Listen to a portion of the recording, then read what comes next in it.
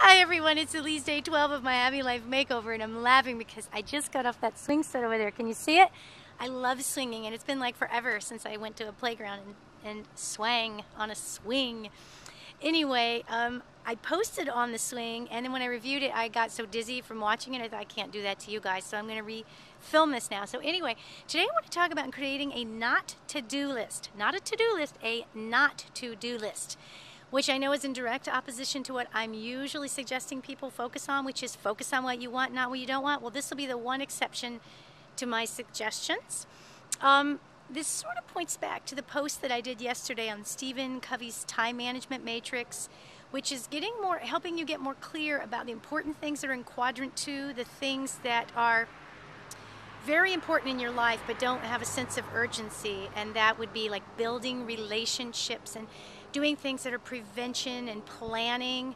The things that should be going on your not to-do list would be more the things that are definitely in quadrant 4, the things that are not important and not urgent, and a lot of the things that are probably in quadrant 3. You can't really control quadrant 1, you know, if there's somebody in your family dies or gets in an accident. So you can't really put that on your not to-do list unless maybe that's not important to you, but I think to most people it is. So one of the things that I have on my not to-do list is to not answer the phone when I'm working. I'm self-employed, and I used to answer the phone a lot, and what I realized was it kind of cut my flow of creativity. Even if I knew what I was doing and when I hung up I could go right back to it, somehow things were just thrown off. And so I need to respect my time at home in the same way I would as if I worked for a boss where, you know, I'm just not free to pick up the phone and go, oh yeah, how's it going? You know, how's little Timmy, whatever.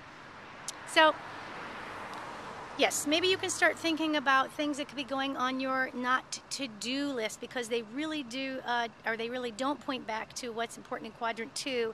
And what it does is it frees up all kinds of time so that you can start engaging in activities that are in quadrant 2. Quadrant 2 activities would be the things that go on your love to-do list. Completely opposite of your not to-do list. So think of some things. If you have any ideas, you can post them or not, you know, and just, I don't know, see how it flows. See if you can free up some time for yourself. Oh, I wanted to tell you this little story too. Last September, I took my daughter and my husband back to my hometown of Evansville, Indiana, and I took them out to my elementary school out in the country. And I just wanted to take a look around the school, so we walked around, and I couldn't believe it, but there were 2 slides on my elementary playground that were still there. It's like almost 40 years later. I just dated myself, didn't I? That's okay. One of the slides was short and kind of straight, and I used to go down that a lot, but the other slide was really tall, and it kind of had this wave to it, and I never went down it. The entire time I was like going to school there, I was scared to death. And so when we got there, I told my daughter the story, and she said, you know what, you're going to go down that slide today, and I'm going to film you. And I said, oh, that's silly, it's a kid's slide, I can do that. She's like, no, I want to see you do it. So guess what? When I got up to the top, as I was approaching the top, I decided I was scared-less. I couldn't believe it. I was still scared. I had to try to get my flip-flops off, and I didn't want to let go of the rungs of the thing. She's laughing, and I'm like white-knuckled, but you know what? I did it, and I was so proud of myself, and I was so happy that she kind of encouraged me to do that, because I wouldn't have thought it was a big deal, but it was a really big deal. It felt like a success for something that long ago had, you know, built up a fear in me. And I thought, man, what else can I do to kind of get past fears? Sometimes it's the silly stuff, you know, that we think is small. And I can't believe I was still afraid. But I have acrophobia. Is that fear of heights, I think? Yeah. No, that's fear of cats. I don't remember.